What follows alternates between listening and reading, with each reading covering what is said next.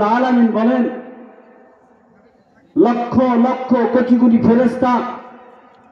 ফেরেশতাদের থেকেও সেই মর্যাদা আল্লাহ তাআলা আমাদেরকে দান করেছেন। কারণ আমরা আখির জামানার পয়গম্বরের উম্মত হিসেবে, সুবহানাল্লাহ, কত মর্যাদা আল্লাহ তাআলা আমাদেরকে দান করেছেন। আজকে সেই মর্যাদাটা আমাদের ভিতরে রাখতে পারি না।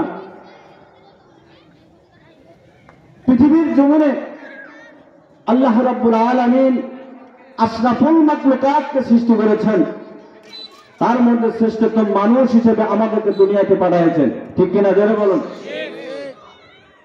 আমাদের কত সম্মান, ফি আহসানি তাকওয়িম। আল্লাহ তাআলা আমাদেরকে চেহারাটা কত সুন্দর করে বানাইছে। আল্লাহ রাব্বুল আলামিন বলেন,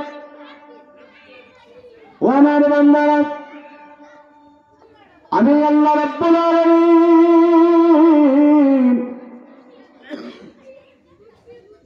আসমান বানাইছি বান্দা তোমার উপকারের জন্য, জমিন বানাইছি তোমার উপকারের জন্য, জমিনে ফসল হয় তোমার উপকারের জন্য বানাইছি, চন্দ্রের আলো তোমার উপকারের জন্য বানাইছি, সূর্যের আলো তোমরা ভোগ করো, এটাও তোমার উপকারের জন্য বানাইছি,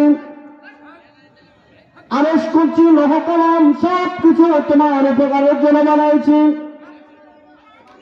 নদীর ভিতরে, পানির ভিতরে যে সমস্ত মাখলুক মাছ পড়ে আছে, ছোট ছোট সমস্ত মাখলুকগুলি তোমাদের উপকারের জন্য বানাইছি। আর তোমাদেরকে আমি বানাইছি একমাত্র আমার কুদরতি পায়ের উপর সিজদা করার জন্য বানাইছি। সুবহানাল্লাহ। আল্লাহ রাব্বুল আলামিন পবিত্র কোরআনের মধ্যে বলেন, ওয়ামা খালাকাতুল জিন্না ওয়াল ইনসা ইল্লা লিয়াবুদুন।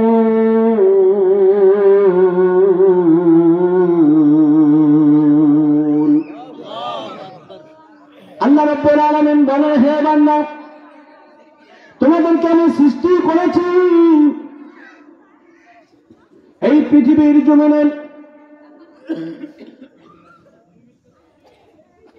এই পৃথিবীর জমিনে তোমাদেরকে সৃষ্টি করেছে, অনাত্মক আমি সৃষ্টি করে নাই। অনাত্মক বলে পৃথিবীর জমিনে তোমাদেরকে আমি সৃষ্টি করি নাই, উদ্দেশ্যবিহীন তোমাদেরকে আমি দুনিয়াতে পাঠাই নাই।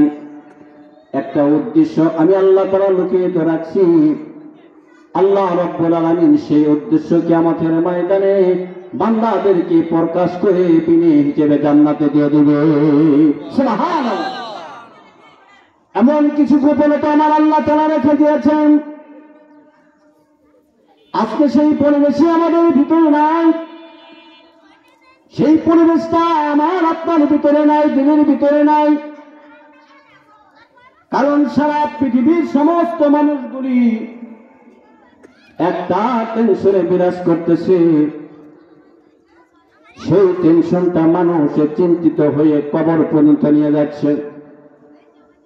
সেটা হলো আমার আপনার ভিতরে দিলের মধ্যে শান্তি নাই।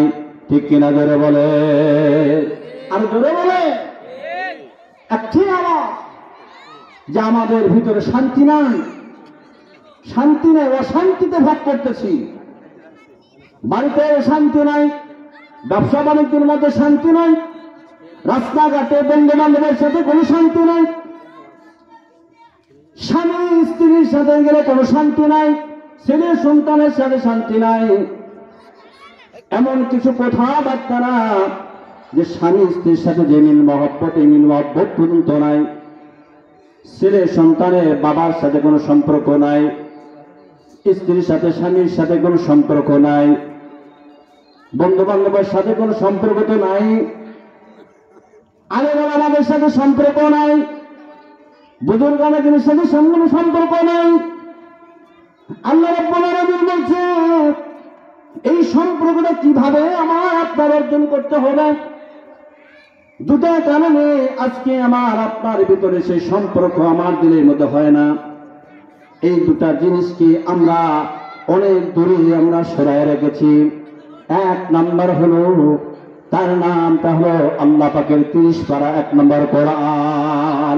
বলেন সুবহানাল্লাহ। এই কোরআনের উপরে আমার আপনার কোনো মহব্বত নাই, কোরআনের প্রতি আমাদের ভালোবাসা নাই, কোরআনের উপরে কোরআন অনুযায়ী আমল নাই আমার আপনার। কোরআন অনুযায়ী আমল না থাকার কারণে, কোরআনের সাথে ভালোবাসা মহব্বত না রাখার কারণে আজকে আমার আপনার দিলের থেকে মহব্বত উঠে গেছে।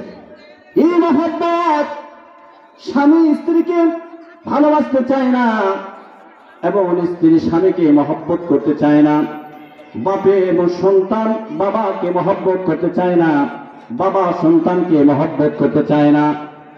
আমার ভাইয়েরা, কারণ এই মহব্বতটা কেন নাই? আমার স্ত্রীর মধ্যে কোরআন নাই, আমার স্ত্রীর মধ্যে কোরআনের আমল নাই, আমার স্ত্রীর মধ্যে পর্দা নাই, আমার স্ত্রীর মধ্যে নামাজ নাই, আমার স্ত্রীর মধ্যে সেই কোরআনের ভালোবাসা, নবীর তরিকা, আল্লাহর হুকুম নাই। না থাকার কারণে সেই স্বামীর প্রতি যে মহব্বত, যে ভালোবাসাটা, ওই ভালোবাসাটা চলে গেছে কোথায়? আল্লাহ রাব্বুল আলামিন বলেছেন, বান্দারে তোমাদেরকে আমি সৃষ্টি করেছি, এবং যে সৃষ্টি করেছি তোমাদেরকে ভালো ভালো নিয়ামতগুলো আমি তোমাদেরকে দান করেছি। কিভাবে তুমি নিয়ামতকে অস্বীকার করো? আল্লাহ রাব্বুল আলামিন এটা জানায় দিচ্ছেন যে আমি তোমাদেরকে এত নিয়ামত তোমাদেরকে দান করলাম, নিয়ামত ভোগ করলাম, আমার দেয়া সম্পদগুলো তুমি, নিয়ামতগুলো তুমি ভোগ করলাম, সূর্যের আলো তুমি ভোগ করলাম, আসমান থেকে রহমতের বৃষ্টি বর্ষিত হয়, সেই বৃষ্টিগুলি তুমি রক্ষণ করলাম, আর জমিনের উপরে যে ফসলগুলি হয় এই ফসলগুলি তুমি ভোগ করলাম। এত নিয়ামত খাওয়ার পরে কেন রে বান্দা তুমি আমার কাছ থেকে তুমি সরে গেলা? আমার কাছ থেকে তুমি কেন সরে গেলা? আমার মহব্বত তোমার দিলে কেন পয়দা হয় না? কেন হয় না? আল্লাহ রাব্বুল আলামিন কোরআনের মধ্যে জানায় দিতেছেন, আফাহাসিবতুম আন্নামা খলাকনাকুম আবাসা। আল্লাহ রাব্বুল আলামিন বলেন, আফাহাসিবতুম আন্নামা খলাকনাকুম আবাসা ওয়া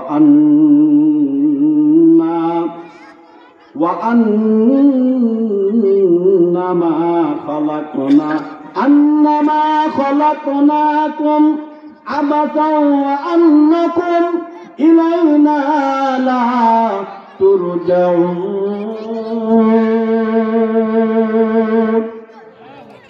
আল্লাহ রাব্বুল আলামিন বলেন, আরে বান্দা, না না, তোমরা এই কথাটা তোমরা মনে করো না যে আমার কাছে তোমাদের ফিরতে হবে না, আমাদের কাছে তোমার ফিরতে হবে না।